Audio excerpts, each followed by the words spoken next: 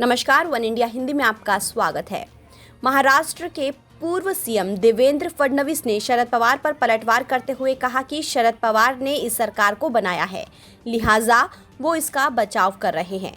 मुख्यमंत्री और गृह मंत्री के आदेश पर सचिन वाजे को वापस सेवा में लिया गया।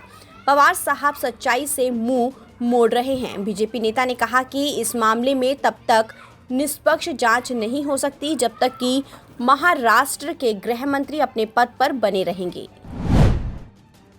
वहीं दूसरी ओर अनिल देशमुख पर लगे आरोपों पर एनसीपी प्रमुख शरद पवार ने दिल्ली में एक प्रेस कॉन्फ्रेंस को संबोधित कर कहा कि महाराष्ट्र के गृह मंत्री पर लगाए गए आरोप बेहद गंभीर हैं। उन्होंने कहा कि परमबीर के पत्र में 100 करोड़ रुपए की वसूली की बात की गई है, लेकिन लेटर में ये नहीं लिखा गया है कि पैसा किसके पास गया।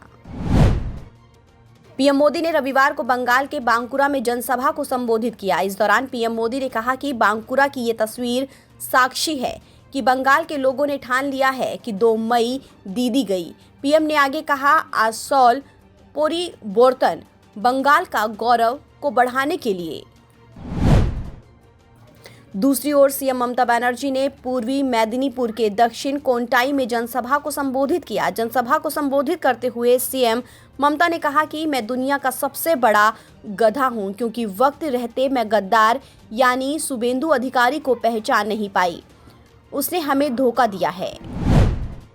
देश में कोरोना के मरीजों में इजाफा हुआ है। ताज़ा आंकड़े डराने वाले हैं। भारतीय स्वास्थ्य मंत्रालय की ओर से रविवार को जारी किए गए आंकड़ों के मुताबिक बीते 24 घंटों में देश में 43,846 नए केस सामने आए हैं, जबकि 197 लोगों की मौत हुई और 22,956 मरीज ठीक हुए हैं।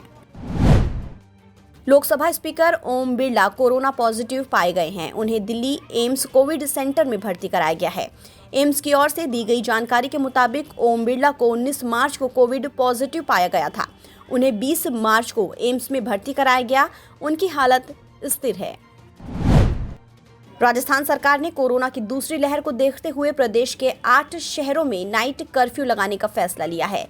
साथ ही दूसरे राज्यों से आने वाले लोगों के लिए कोरोना की RT-PCR रिपोर्ट दिखाना जरूरी होगा। मुख्यमंत्री अशोक गहलोत ने ये निर्देश दे दिए हैं। महाराष्ट्र ATS ने मनसुख हिरेन हत्या मामले में 2 लोगों को गिरफ्तार कर लिया है और मनसुख हिरेन हत्या मामले को सुलझा लिया है। महाराष्ट्र ATS ने दावा किया है कि गिरफ्तार किए गए 2 लोगों का हाथ मनसुख की हत्या के पीछे था। गिरफ्तार आरोपियों में से एक आरोपी पुलिस वाला और दूसरा बुकी है। पंजाब के मोगा में रविवार को आम आदमी पार्टी की हुई किसान महापंचायत में दिल्ली के मुख्यमंत्री अरविंद केजरीवाल ने जहां किसानों को लेकर मोदी सरकार को बुरी तरह से घेरा, वहीं उन्होंने मुख्यमंत्री कैप्टन अमरिंदर सिंह की भी जनता से किए गए वादों को लेकर जमकर खिंचाई की।